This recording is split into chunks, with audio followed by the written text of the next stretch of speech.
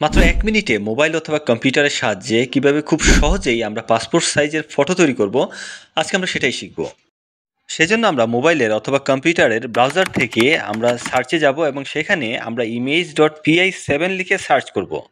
তারপর এখানে যে ওয়েবসাইটগুলো আসবে সেখান থেকে প্রথম যে ওয়েবসাইটটি দেখতে পাচ্ছেন আমরা সেই ওয়েবসাইটে ক্লিক করব। তারপর সিলেক্ট ইমেজ যে অপশনটি আসবে সেটাতে ক্লিক করব এবং কম্পিউটার থেকে আমি যে ইমেজটিকে পাসপোর্ট সাইজের ফটো তৈরি করতে চাচ্ছি সেই ইমেজটি সিলেক্ট করব। তারপর এখান থেকে 3 নাম্বার যে সাইজটি আছে আমরা সেই সাইজটি সিলেক্ট করে আমরা নেক্সটে প্রেস করব। তারপর আমরা ইমেজটিকে পাসপোর্ট সাইজের ফটোর জন্য ঠিক যতটুকু প্রয়োজন ঠিক ততটুকুই আমরা ক্রপ করে নিব। তারপর আমরা নিচে সেভ এন্ড নেক্সট যে অপশনটি আছে আমরা সেটাতে প্রেস করব। তো আমরা চাইলে এখান থেকে ব্রাইটনেস, কন্ট্রাস্ট এগুলোকে আমরা অ্যাডজাস্ট করে নিতে পারি। তো ডিয়ার ভিউয়ার্স, দেখতে পাচ্ছেন আমি সেভ এবং নেক্সটে প্রেস করেছি।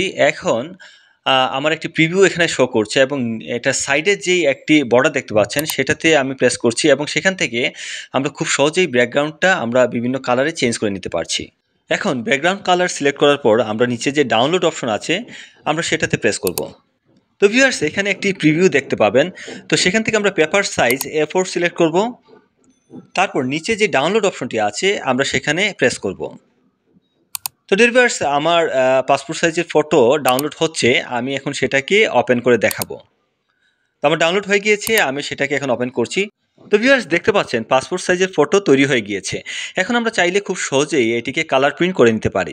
তো ভিউয়ার্স, ট্রিক্সটি যদি ভালো লেগে থাকে তাহলে ভিডিওটি লাইক, শেয়ার এবং ফলো করে টেকমার সাথেই থাকুন।